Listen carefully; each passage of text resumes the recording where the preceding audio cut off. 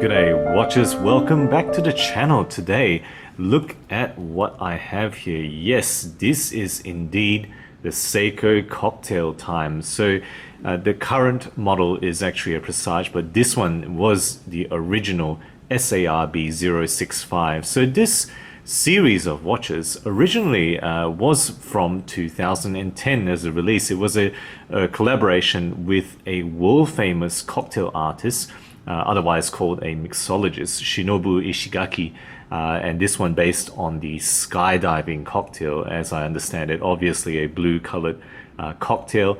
The original MSRP is 550 USD.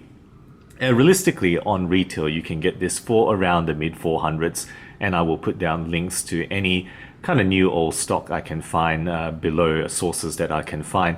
This is no longer produced, as I understand it. There is a new Presage model that has taken on this design, but you can still get this original Cocktail Time online as far as my searches go.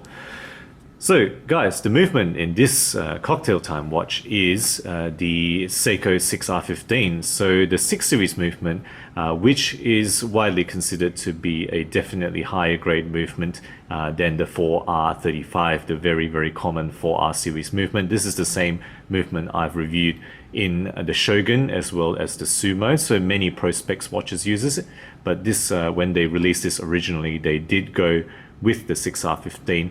And of particular note is the 510 Spron mainspring, which gives it a higher power reserve, slightly higher at 50 hours. It does have a quick set date here implemented on the window at the 3 o'clock position with brush steel surrounding it. So rated accuracy, as you can see there, in hand, this has been minus 15 seconds per day, which is kind of right on the outer edge of the accepted accuracy rating for this particular movement. Moving on to the case then. So what we have here is a 40mm case in 316L steel. The thickness is about 13.5mm, and that includes the top of the glass there. Lug width with the 40mm case is a very proportional 20mm lug width. Right, the lug-to-lug distance is fairly decent. It is 47.5 millimeters between my thumbs there, and the overall weight of this watch with this third-party strap, mind you, is 85 grams. There's not going to be much different if you put the original strap on here.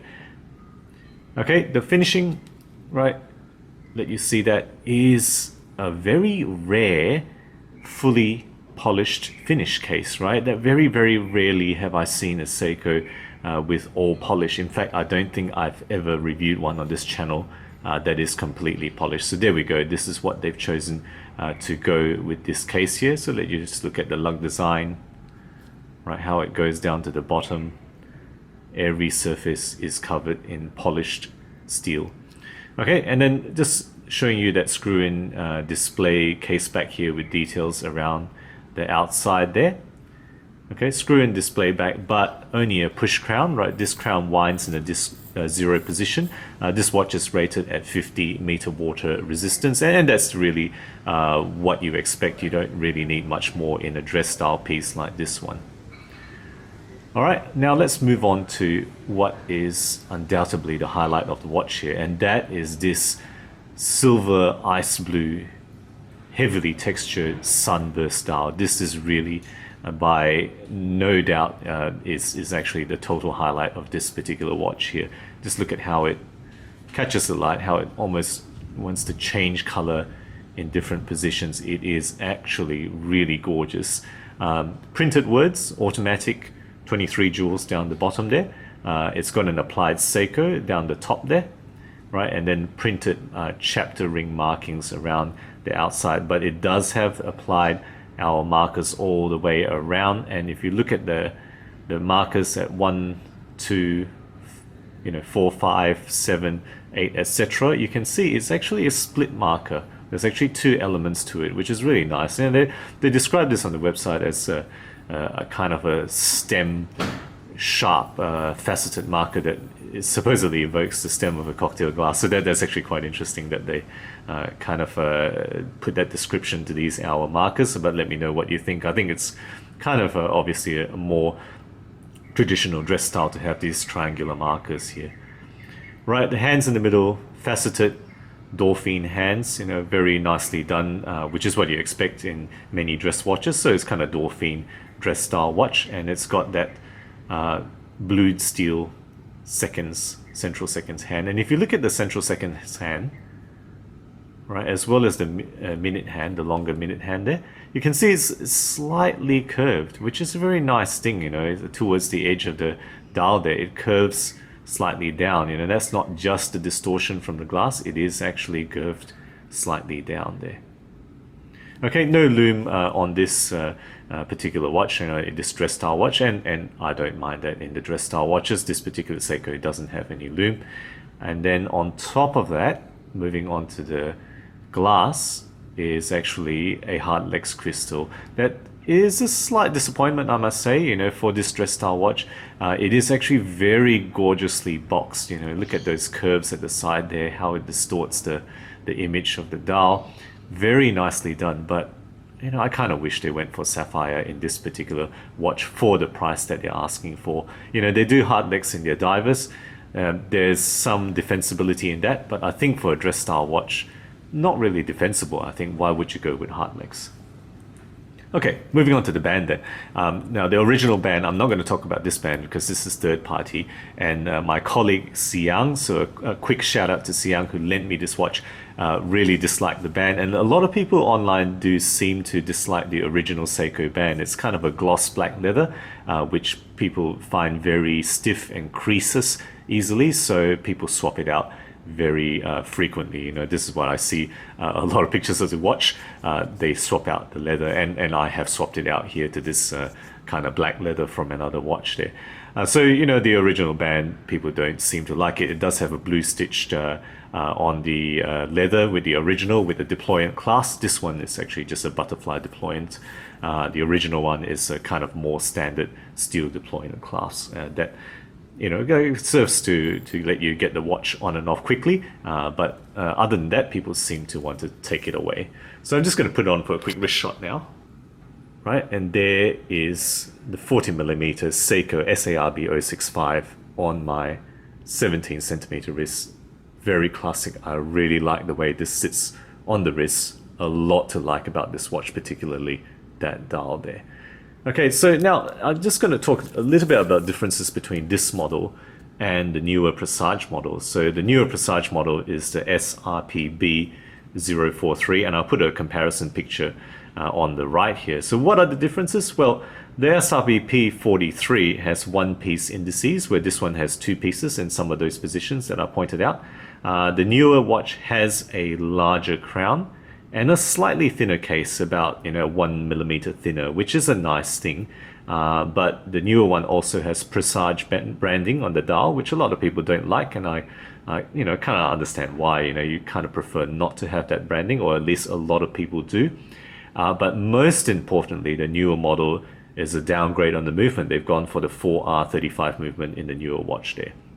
Now, the 4R35 is no slouch. It's perfectly reliable in long-term use reports, but I think many people have no doubt that the 6R15 is a superior movement, and therefore this model is going up in price. I think if you get this on the aftermarket, after you can no longer get stock, this value will no doubt shoot up in pricing.